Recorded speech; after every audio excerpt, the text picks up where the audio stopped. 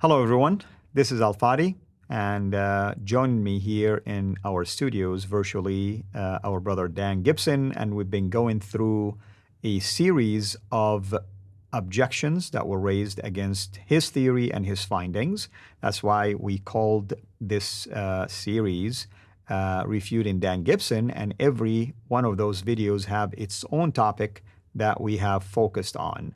Today's topic is no exception. We are actually looking at a channel, a YouTube channel by someone, I guess he goes by the name Detective Owl, and he has a number of refutations against Dan's findings, but he's been focusing on a video, a documentary that Dan made in the past, and we are going, of course, to let Dan respond to this. But the first of those arguments that were raised against Dan are called bias criteria. And here's what he says.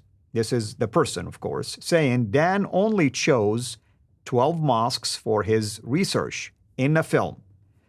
Dan's website lists many more mosques, so he is hiding something.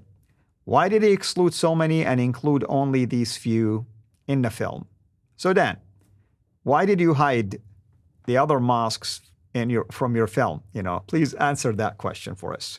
Sure. Okay. So the number of mosques in the film, what he says is I chose 12 mosques. It's not quite true. I went back and went through the film to see. I mentioned 13 mosques that were facing Petra. I mentioned additional 4 that were facing between position. We mentioned 2 that were facing Mecca. And in passing, we mentioned there are parallel, what I call parallel qiblas. And we talked a bit about those. Now, my answer to this is a little bit about timing. And we need to understand how things fit in a chronological or historical order. So I first published about this idea in 2010. That was the book Quranic Geography, 2010. 6 years later, the film came out. So it was actually worked on in 2015, and it was released in 2016. So actually, it's actually 5 years later, the script and what we were saying and how we were doing it went together. Film was quite a long time in the editing process. And so that was based on that data and on a little bit more. So mostly the film was based on 2010 data and a few things we found in between. So then I worked on the book, The Early Islamic Qiblas. That was released in 2017. So what's in that book comes later. And then I published the data on the internet in a database. This is in an academic repository. That was in 2020. So another 4 years of research more after the film came out.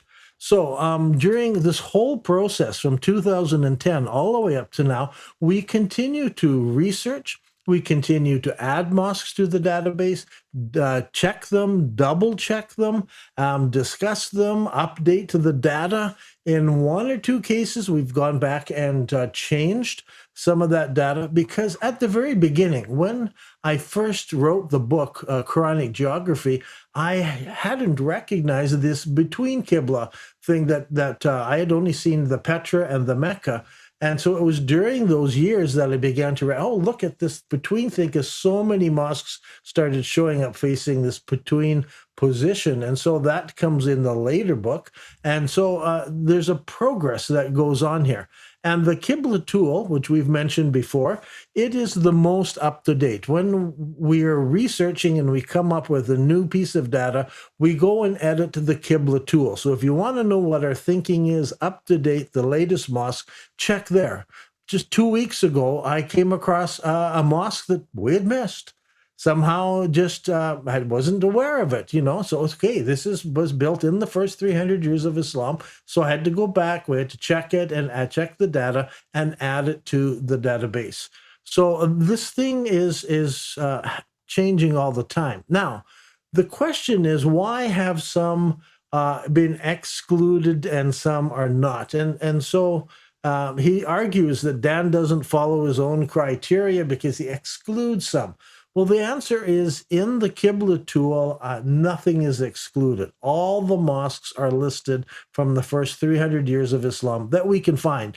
And we are searching everywhere, archaeological records. And we've asked people publicly, come out and said, please, if you find a mosque from the first 3 centuries of Islam that we don't have, please write us and we'll check it and we'll look at it and we'll put it in. We want to have an exhaustive list of mosques. So the problem exists. What happens when somebody says, look at this mosque? When we go to look at it, we see a brand new modern building.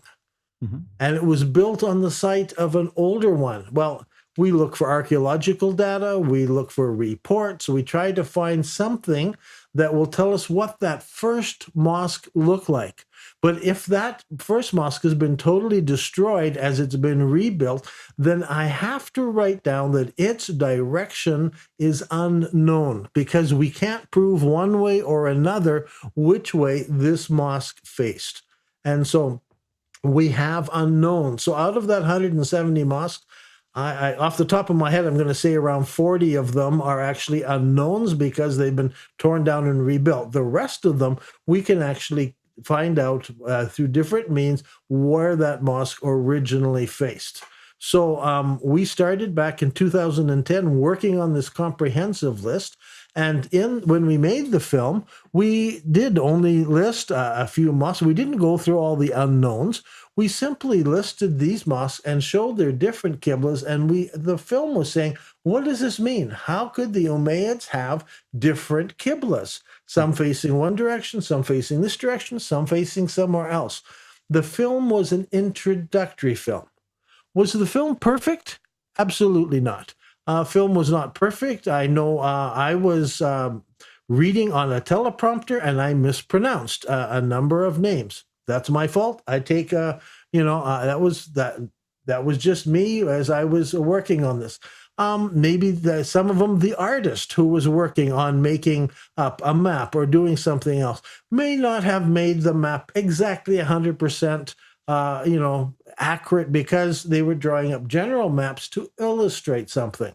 And the mosques we used were to illustrate what we were finding. So you might be able to go and nitpick small things out of the film, but I still think the film is a good representation of what we found and what we're researching. And if you want the latest data, please come to the website, look at the Qibla tool, and get the latest, most up-to-date data, which is being peer-reviewed by other archaeologists who are looking at this and working with it. I hope that explains.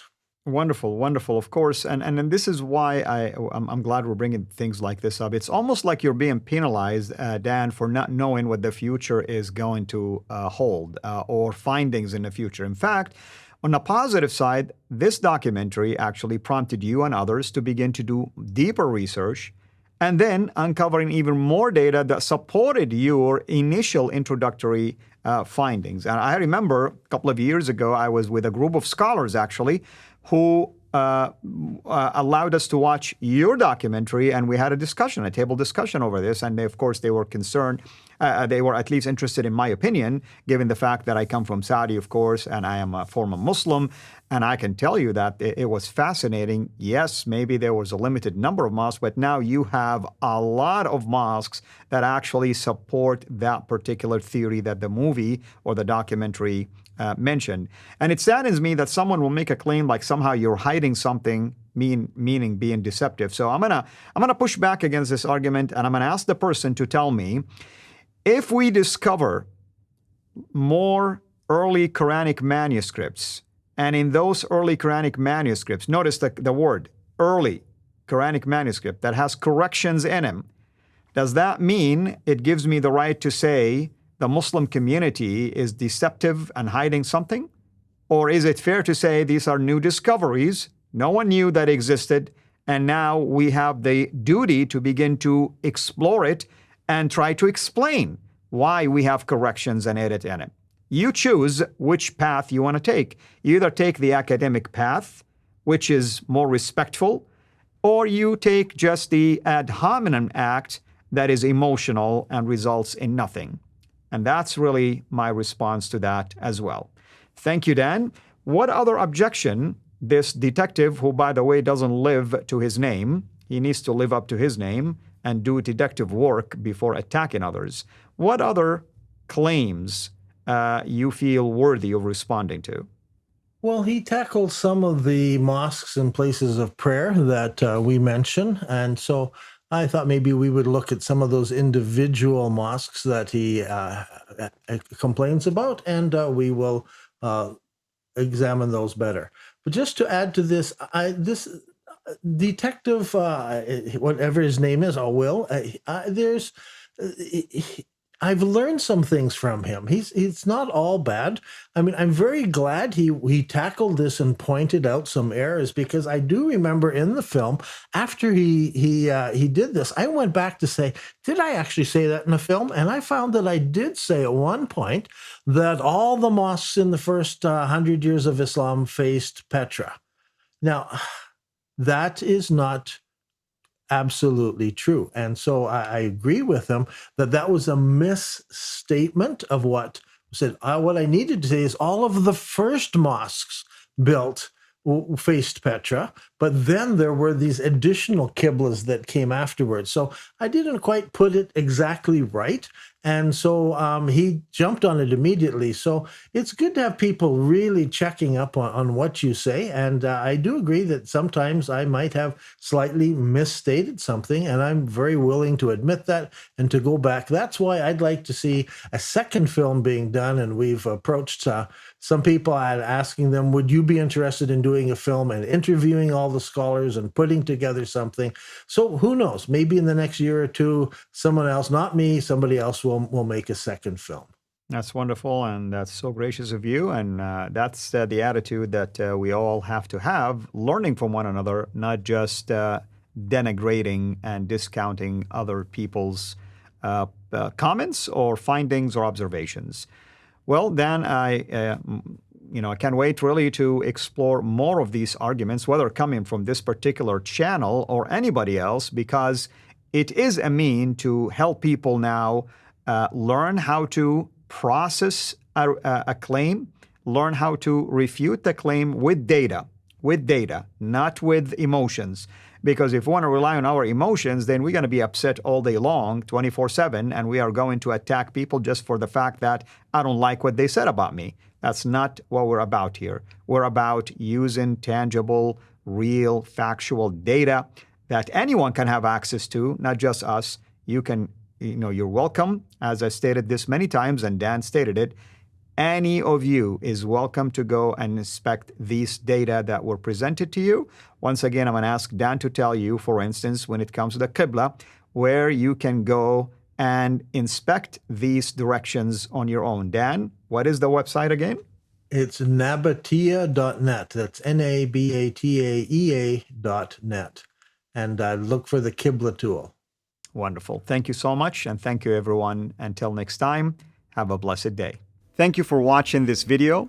Be sure to like and subscribe to our channel, CIRA International, and click on the bell so that you receive notifications whenever we publish a new video or go live.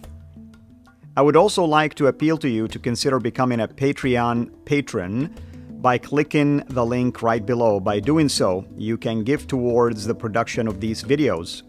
There are also other options for you where you can give to our channel. I thank you from the bottom of my heart.